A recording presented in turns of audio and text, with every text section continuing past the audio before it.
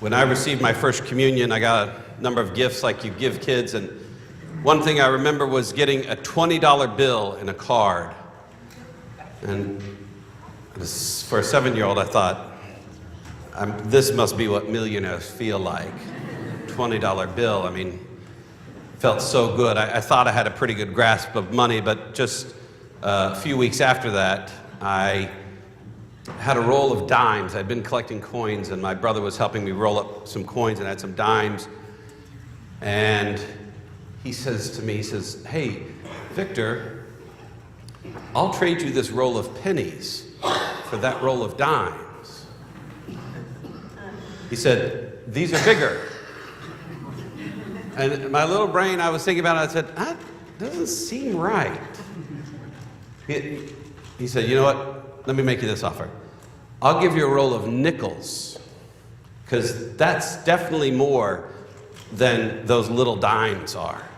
And I said, "You're right." And I handed over my dimes, and he gave me the nickels. I thought, I've made it. Now, we learn from mistakes like that in our lives, and we get better at doing things. And I think that's what we're called to do as disciples as well, is learn from our mistakes and do better. You might be wondering to yourself, what's this got to do with the gospel? What's going on here? So let me go back again. I'm Father Victor Gallier. I'm the pastor of St. Anthony of Padua Catholic Church in Atlanta. Father Messner and I were classmates together in seminary lots of years ago. In fact, we're approaching our 25th anniversary this next year. And we are the same age, just some of us age better. I think that, actually, that's not true. He's 10 years older than I am, so that's why But I'm here today to talk about Catholic Relief Services, which I've been doing now for 26 years, talking about the good work of Catholic Relief Services. And Catholic Relief Services is the official outreach arm of the Catholic Church in the United States to the developing world. You've heard of like Red Cross and things like that. They go places and do things. We do the same sorts of things, except we're a larger organization than they are. We go to disasters, we go to war-torn areas, we go to areas experiencing different sorts of famine, man-made disasters, natural disasters. We do a lot of that sort of aid, but we also do a lot of development throughout the world, not in the United States, just around the world. And I go normally and speak to priest groups or deacon groups or other folks, and every once in a while I get to go to a parish and preach about the good work of CRS. Now, if I say we in CRS, I don't mean just me, because I'm not the person who's out doing the direct aid day to day. I get to go and talk to you, tell you what's happening in your name on your behalf. And so when I say we, I mean all of us, because CRS is our organization to help take care of our poor sisters and brothers. Let's talk more about money. $20, it seems, for a 7-year-old kid, it seems like a lot, but now, just by a show of hands, who here has like a $20 bill or the equivalent in their pockets or their purses or wallets right now? It's okay, I'm not going to ask you to give me $20. Sure. Okay, so who said they had it? Sorry, let me see the hands again. So, you got a $20 bill? Can I see it for just a minute? I promise I'll give it back. Don't do it. I promise I'll give it back. It's nothing. That's all right. No, that's all right. I just need a little prop here. What I like is this fellow right behind him's like, "I got one too, Father." I mean, when I was a kid, $20 bill, again, it meant so much, but it's just so little. And we think about the sorts of work that Catholic Relief Services does, helping the poorest of the poor, and you look at like the refugees fleeing the war in Ukraine. You look at refugees fleeing Myanmar or South Sudan. You look at natural disasters that happen, whether they be hurricanes, typhoons, earthquakes that ravage people's homes, destroy countries. I think, how could we possibly solve that? How could that possibly be solved? It's such a big issue. We couldn't possibly do enough for that. I mean, as people who are baptized into the ministry of Jesus Christ, or people who are baptized into the body of Christ, how can we make a change for that? Now, I'll tell you that when I first started working for Catholic Relief Services, the commonly held number that was given out of the number of children who died every day under the age of 5 because they lacked access to food and clean water was 28,000 children a day around the world. Imagine that, 28,000 children a day didn't have enough clean water to drink and didn't have enough food and were dying because of it. If they got a cold, they died. Now I'll tell you, that number is staggering. It's hard to conceptualize that number, and it's even harder to think, how are we going to make change in the world so that it doesn't happen? And much like a young kid growing up, we learn from our mistakes, we learn what works, and we change things. I'll tell you now, that number, thankfully, is down a little over 10,000. We're a little closer to 17,000 children dying every day, which is not great news for those 17,000 children, but it's the reality that we can make a difference. And that difference is in the lives of our poorest sisters and brothers. And we might think, oh, if we just had all this money and things like that. And that's where Catholic Relief Services comes in, because we take what's given to us from Catholics in the pews and we go and put that into work in over 100 countries every day. Who here has heard of Catholic Relief Services? At least some. Great, okay.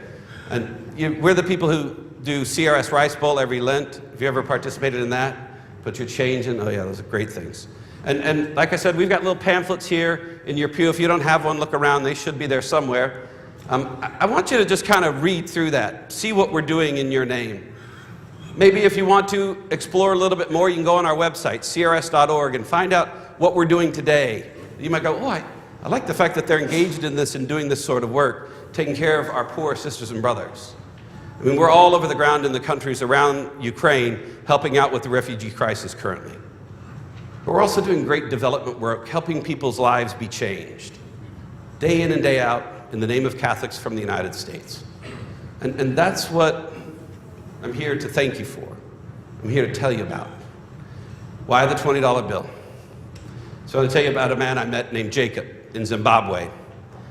And Jacob had received a microfinance loan. And basically what happens is we fund these little groups around a village, and we give them some seed money to start loaning out. They loan that money out, and it's, fellas, I'm sorry, it's usually the women who do a really good job of this. Because women, if they loan the money out, the women are going to make sure to go back and pay those other women the money that they took, right? So they give them a little loan. Jacob got a $20 loan 2 years before I met him. He had already paid back the $20 plus the interest. The interest is maybe like $1, maybe $1.50 total for the whole loan, right? And so he's paid it back. And Jacob wanted to show us his chickens. Now, when I tell you Jacob was the happiest chicken farmer I had ever met in my life, this guy was ecstatic about his chickens. And it wasn't big. It's like this area here in the sanctuary, this blue carpet, it's just a little plot of land that he had. With his $20, he got a rooster, some laying hens, some chicken wire, and some feed. And with that, he started to make more chickens, get eggs. He could sell the eggs. He could feed his family with the eggs. He could sell some of the hens, the other chickens, any roosters he got. He had paid back his loan in less than a year so that other people could go and take that money out of the commonly held chest and change their lives. Now, Jacob and his little family with their $20 loan, it was Jacob and his wife and their 3 children. Jacob also told us that living with him was his brother's widow and their 4 children. And with the $20 loan that he had received from CRS, that he had already paid back, he was changing all of their lives. And he kept going, and he would pick up the chickens, and he'd say, oh, look at this chicken. Great. He'd say, oh, this one too, this one's great too. I looked at it, and I kept thinking, I don't know what to make of chickens, because unless it's battered and fried, I don't know what I'm looking at necessarily, but he was so proud of those chickens.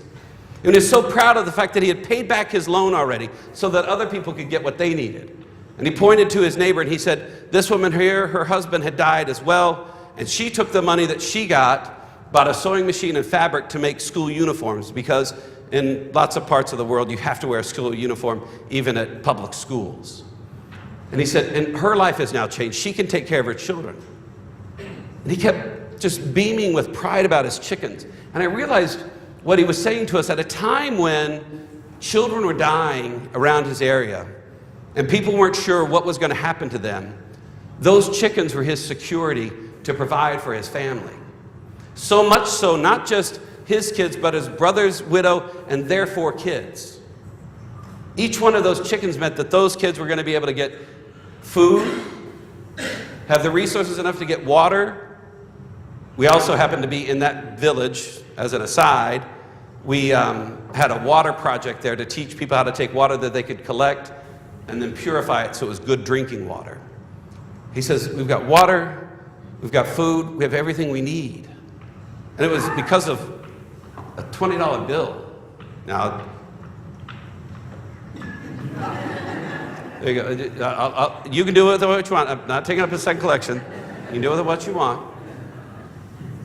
But with that little bit, you know, I look back and my brother, he probably took advantage of me, you know, when he was a kid. And I don't want to mention his name because he might be watching on the live stream. Mike, I'll never forget what you did. But you learn from those things. And at CRS, we have learned because of with other partner agencies and other agencies who do similar work with us, how to take care of natural disasters and people in their need. How to help people out who are like Jacob, who it's not really anything major going on, but there's just not enough resources around the area, but helping him learn to take what he's got and provide for his family. And how we support him through health classes, how to get clean water, how to build better shelters, those sorts of things. And this is the stuff that Catholic Relief Services, our organization, is doing in our name around the world every day in and day out, in our name. Jacob picks up his chicken. Oh, look at this chicken. Look at this chicken. He said, I want to thank you for this chicken. I said, I didn't have anything to do with this. I said, I'm just here seeing our programs. I'm not one of the people on the ground administering the community chest. I'm not one of the people here teaching you how to make sure you got clean water and everything you need for your children. I said, those are the people at home, the Catholics at home. He said, well then please, for me, tell all of them thank you. He said, because I have these chickens, I know that my family will be taken care of. They'll have the food they need, they'll have the resources they need. And so from Jacob, I tell you, thank you so much for anything that you've done for CRS in the past and what you might do in the future.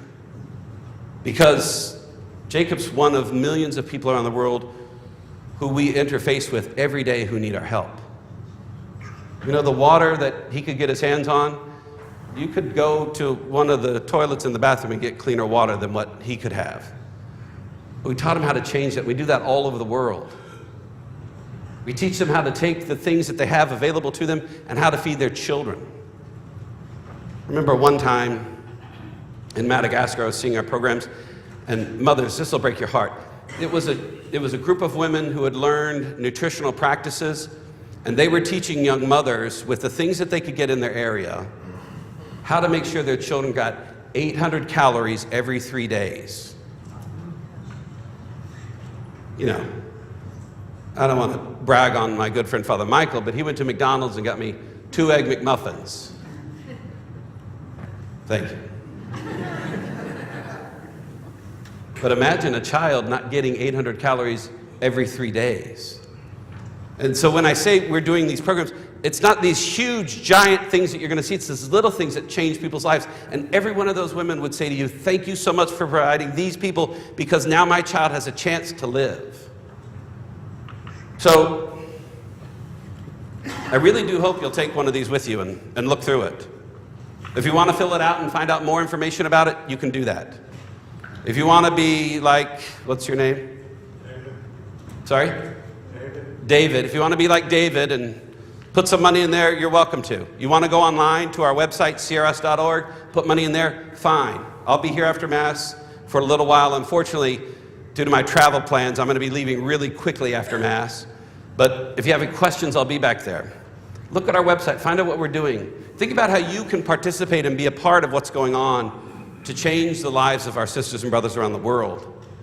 In this particular brochure here, we have like a little gift catalog.